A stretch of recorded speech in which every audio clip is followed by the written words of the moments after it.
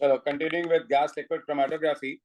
So देखो I'm giving you an example of what this graph looks like. तो अगर मैं इसका ग्राफ का तुम्हें एक पास पेपर का एक एक्सट्रैक्ट है क्वेश्चन का, मैं तुम्हें इसकी एग्जांपल दूं ना, तो इसका देखो graph it looks somewhat like this. ये एग्जांपल है ये. इसमें देखो लिखा हुआ है mixture of 3 organic compounds is analysed by gas liquid chromatography and mass spectrometer. खैर अभी तो मैं ये गैस लिक्विड क्रोमेटोग्राफी का ग्राफ आपके पास आ गया. तुम देख रहे हो इसके अंदर एरिया भी दिया हुआ है पीक्स का आपको. अच्छा, आप दो बातें याद रखो. जो एरिया अंडर द पीक होता है ना, एरिया जो होता है अंडर पीक, याद रखो वो प्रोपोर्शनल होता है टू द अमाउंट और कंसंट्रेशन ऑफ द सॉल्यूट.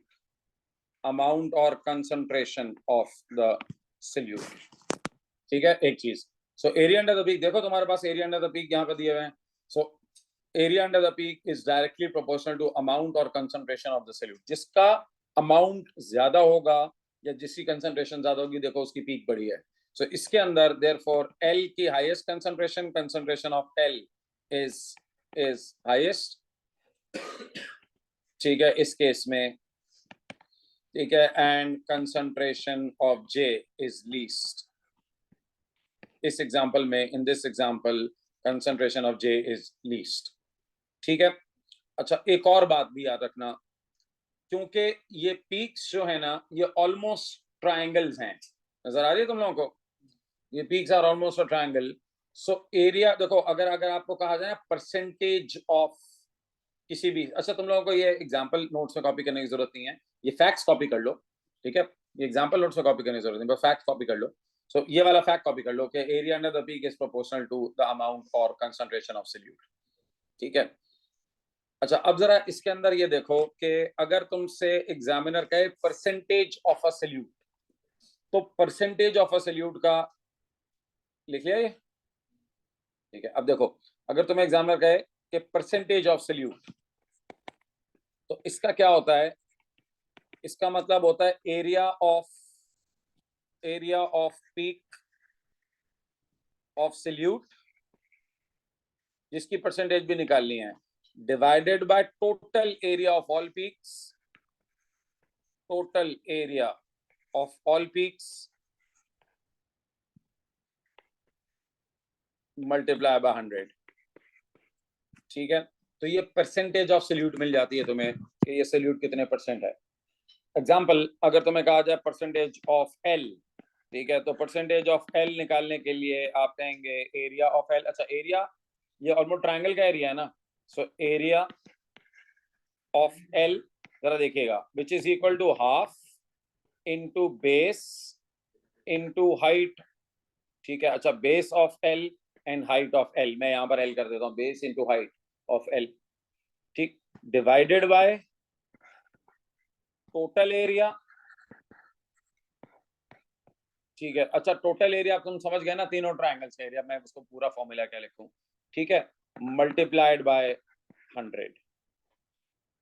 सही है, टोटल एरिया हो गया मल्टीप्लाई बाय 100. ये हो गया. अब अगर बहुत सारे पास पेपर के सवाल क्वेश्चंस के अंदर ये जो बेस एरिया होता है ना इनका, याद रखो वो सबका ऑलमोस्ट इक्वल होता है. तुम इसके अंदर भी देखो, जो पीक का जो बेस है, आप देख रहे हैं वो पीक की बेस जो है ना, वो उसका बिल्कुल बराबर है. अगर और से देखें, दोनों की, तीनों की पीक्स का जो बेस है वो ऑलमोस्ट इक्वल है. फर्क एक्चुअली किसके अंदर है? हाइट्स के अंदर है. ठीक है. सो हम ये कहते हैं कि ये जो since base of all peaks are almost equal. अच्छा, मैं ऑलमोस्ट लिख देता हूं, इक्वल. देयरफॉर हम ये कह सकते हैं, देयरफॉर जो एरिया है ना, वो डायरेक्टली प्रोपोर्शनल है उसकी हाइट से. हाइट ठीक ऑफ द पीक, जाहिर है हाफ और बेस तो अगर सेम है, so area is directly proportional to the height. Therefore अब आप ये कह सकते हैं, तो अब हम इसके बहुत सारे क्वेश्चंस हैं, उसके अंदर तुम्हें परसेंटेज ऑफ सॉल्यूट निकालनी होगी ना, सॉल्यूट निकालनी होगी. तो बजाय इसके कि तुम एरियाज का रेशियो लो, तो तुम कहोगे height of solute, height off peak of solute. divided by sum of all heights, ठीक है, sum of all heights of peaks multiply by 100। तो बजाय इसके नहीं, इसमें निकालना भी नहीं है, वो मैंने इसीलिए क्वेश्चन कॉपी नहीं किया है, वो मैंने एक डाटा एक्सट्रैक्ट किया है, उसके सवाल ही कुछ और है उसका, तो सवाल मैं आपको अभी बताऊंगा, ठीक है। तो इसके अंदर उसने कहा हुआ है कि अगर आपको परसेंटेज ऑफ द सल्यूट निकालनी हो, तो फिर आप हाइट, किसी भी एक सल्यूट की height of the peak of solute, ठीक है, divide by sum of all heights of peaks multiply by 100, ठीक है। तो इस तरीके से आप निकाल लेंगे परसेंटेज, ठीक है। तो यानी इस एग्जांपल में, एग्जांपल अगर L की निकालनी हो, परसेंटेज ऑफ L, तो आप कहेंगे कि height of L divided by sum of height of L plus height of K plus height of J, ठीक है, height of J multiply by 100। Clear हो गया सबको? Multiply by 100, K L J है ना, ये आपके पास L K और J मल्टीप्लाई बाय 100। क्लियर है? समझ में आ गया? हाइट अंडर द पीक को कैसे ट्रीट करते हैं, उसका क्या करते हैं? अच्छा, अब रह गया सर ये जो रिटेंशन टाइम है ना, इससे आप सल्यूट्स को रिकॉग्नाइज कर लेते हैं। देखो, अगर 3 चीजें पता हो तो हमें रिटेंशन टाइम फिक्स होते हैं। दुनिया में हमेशा याद रखो कि फॉर एग्जांपल एक हेक्सानॉल है, हेक्सानॉल। अच्छा, हेक्सानॉल के अंदर hexane 1 all, hexane 2 all, hexane 3 all, ये 3 इसके पोजीशन आइसोमर्स हो सकते हैं ना। सब तीनों का रिटेंशन टाइम अलग अलग होगा। आइसोमर्स के अंदर भी थोड़ा थोड़ा डिफरेंट टाइम इंटरवल होता है, क्योंकि स्ट्रक्चर थोड़ा सा डिफरेंट होता है ना उसका। सो आप आइडेंटिफाई कैसे करते हैं कि कौन सा सब्सटेंस है? तो इफ दीज 3 थिंग्स, अच्छा एट, ये कर लिया, लिख लिया। अच्छा, अब याद रखो, अगर ये 3 चीजें कांस्टेंट हो, 3 चीजें कौन सी? अगर मूविंग फेज यानी जो गैस है, इसके ऊपर जो स्टेशनरी फेज है वो, अगर ये and temperature of the column का टेम्परेचर, अगर ये 3 चीजें आपको पता हो, तो इसका मतलब है कि उसका रिटेंशन टाइम फिक्स होगा। तो अगर फॉर एग्जांपल एट, मैं बता देता हूं, अगर हम कहते हैं भाई एट 25 डिग्री सेंटीग्रेड विद एक हाइड्रोकार्बन है, लेट्स सपोज हमारे पास एक C20H42 हाइड्रोकार्बन हमारा स्टेशनरी सॉल्वेंट है, और एक inert gas argon, let's suppose हमारा मूविंग सॉल्वेंट है। तो अगर तुम उसकी क्रोमेटोग्राफी 50,000 दफा करोगे ना, तो उसके टाइम हर दफा एक ही टाइम आएगा, अगर सब्सटेंस सेम है तो, ठीक है। यानी फॉर एग्जांपल अगर आपने उसमें हेक्सन 1 ऑल डाला है, तो हेक्सन 1 ऑल का टाइम फिक्स्ड होगा, वो बदल नहीं सकता। हाँ, टाइम डिपेंड करता है 3 चीजों पे। चलो अब मैं यहाँ लिख देता हूँ कि रिटेंशन टाइम किस किस पे डिपेंड करता है। अच्छा, पहले तो मैंने आपको लिख दिया solution driven out by the gas at different time intervals, solute से, ठीक है। अच्छा, इसके अंदर मैंने बता दिया कि लिक्विड कौन सा होगा, हाइड्रोकार्बन लेयर कोटेड, हाँ वो मैंने लिख दिया, ठीक है। अच्छा चलें, अब जरा ये देखिएगा कि the retention time depends on, retention time of a solute depends on, अब वो किस किस पे डिपेंड करता है? डिपेंड्स ऑन, नंबर 1, सबसे पहले वो डिपेंड करता है द मूविंग फेज, जिसको मोबाइल फेज भी कहते हैं, मोबाइल फेज। अच्छा सर, इस केस में मोबाइल फेज मैं बार बार कह रहा हूं, कौन सी गैस है? द कैरियर गैस, याद है ना सबको? एक दूसरा वो डिपेंड करता है the stationary phase, stationary phase, इस केस में वो स्टेशनरी फेज कौन सी है? कोई भी जो liquid coated on the column, liquid coating on the column, ठीक है। ये मैंने आपसे कहा था ना, एक बहुत विस्कस लिक्विड, गाढ़ा लिक्विड होता है ग्रीस की तरह, कोटिंग ऑन द कॉलम, याद है ना? हाँ ना तो करो भाई। तीसरा the temperature of the column, temperature of column,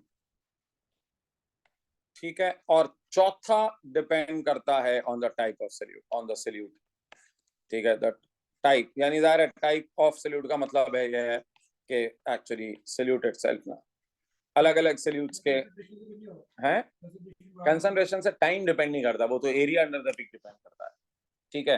अच्छा, अब अगर the first 3 factors are kept constant, ठीक है, each solute will always have a specific retention time. ठीक है, fixed temp होगा, and we use this retention time to identify those solutes. तो हमने कहा if first three factors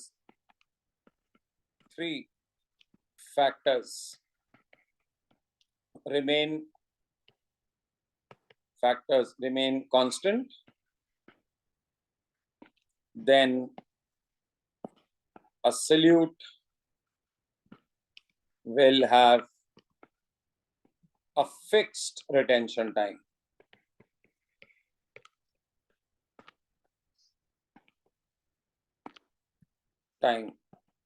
ठीक है, which can be used to identify it.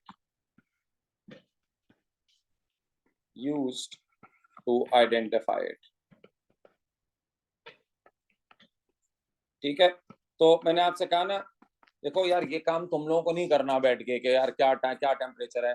इसका जो डेटाबेस होता है ना, इसका जो समझो डाटा हमारे पास होता है, उसके अंदर हर टेम्परेचर पे यानी कौन सी गैस इस्तेमाल हुई है, कौन सा स्टेशनरी फेज इस्तेमाल हुआ और कौन सा टेम्परेचर पे किसका क्या टाइम आता है, ये डाटा हमारे पास पहले से मौजूद है। तो तुम्हें जब इसका तुम सेटअप करते हो ना इसका, तो तुम क्या करते हो, मैं आपको बताता हूँ। फॉर एग्जाम्पल आप अगर इसका एक्सपेरिमेंट करने जा रहे हैं, सो आप जैसे GLC पर आते हैं ना, आप सेट कर देते हैं भाई ये मुझे चाहिए टेम्परेचर, कॉलम का टेम्परेचर वो खुद ब खुद ही आ जाता है। फिर आप जो गैस है वो ज़ाहिर आप ही डिसाइड करते हैं कौन सी कैरियर गैस यूज करनी है और स्टेशनरी फेज कौन सा यूज करना है। ज़ाहिर हर डिफरेंट सॉल्यूट्स के लिए वो अलग अलग होते हैं। जब आप एक दफा वो सेट कर लेते हैं ना, तो मशीन खुद ही रीड कर लिया कि अच्छा भाई इस टेम्परेचर पे इस स्टेशनरी फेज के साथ और इस मूविंग फेज के साथ एक्सपेरिमेंट हो रहा है। अब जब तुम मिक्सचर डालोगे ना, वो सेपरेशन हो जाएगी, सेपरेशन के बाद उसके टाइम रिकॉर्ड हो जाएंगे, वो कंप्यूटर खुद ही रीड करके बता देगा ये टाइम आ गया हेक्सेनॉल का, ठीक है, ये टाइम आ गया प्रोपेनॉन का। तो आप वो कह देगा योर सॉल्यूट कंटेन्स हेक्सेनॉल, प्रोपेन-2-ओन और जो भी होगा उसके अंदर, फॉर एग्जांपल मीथेन, तो वो आपको टाइम के साथ वो खुद ही रीड करके डेटाबेस से आपको बता देगा कि ये इसके अंदर सॉल्यूट्स हैं। अगर कोई अननोन सॉल्यूट, सपोज करो तुम्हें कोई ऐसी चीज मिल गई जो दुनिया में इससे पहले कभी डिस्कवर ही नहीं हुई, तो वो टाइम आ जाएगा, लिखा आ जाएगा अननोन, ठीक है, the time is unknown sample. फिर तुम उसको स्टडी करो कि भाई अननोन सैंपल क्या है, ठीक है, ऐसा क्या आ गया जो हमें पता ही नहीं। अच्छा, कभी कभार ऐसा हो जाता है कि कुछ सैंपल जो है ना, कुछ सॉल्यूट्स ऑब्टेन ही नहीं होते। आपको ऑब्टेन क्यों नहीं होते? क्योंकि वो इतना ज्यादा, ये स्टेशनरी फेज के अंदर इतना ज्यादा सॉल्युबल होते हैं कि स्टेशनरी फेज उनको रोक लेता है। तो उसके लिए हम क्या करते हैं, टेम्परेचर बढ़ाते हैं। अगर टेम्परेचर आप इंक्रीज करेंगे ना, तो फिर वो और ज्यादा काइनेटिक एनर्जी होगी पार्टिकल्स को, फिर वो बाहर निकल आएंगे। सो अगर कोई सॉल्यूट आपको ऑब्टेन ना हो, तो दैट कुड बी बिकॉज के टेम्परेचर इतना ज्यादा हाई नहीं है, वो रुक गए। So you can repeat the experiment at a higher temperature to obtain all the solutes. ठीक है, वर्किंग मेथड समझ में आ गया। ये है आपका GLC। बस इतनी डिटेल्स रिक्वायर्ड है, इससे ज्यादा डिटेल्स आपको इसके अंदर रिक्वायर्ड नहीं है। ये रिटेंशन टाइम नजर आ रहे हैं ना, ये इसका रिटेंशन टाइम है, ये इसका रिटेंशन टाइम है, ये इसका रिटेंशन टाइम है। तो इससे आप रिटेंशन टाइम से आप रीड कर लेते हैं क्या हो गया। GLC डन, क्लियर है? कोई सवाल GLC में किसी का? चलो अच्छी बात है, जब सवाल नहीं है तो उसकी रिकॉर्डिंग बंद कर दें।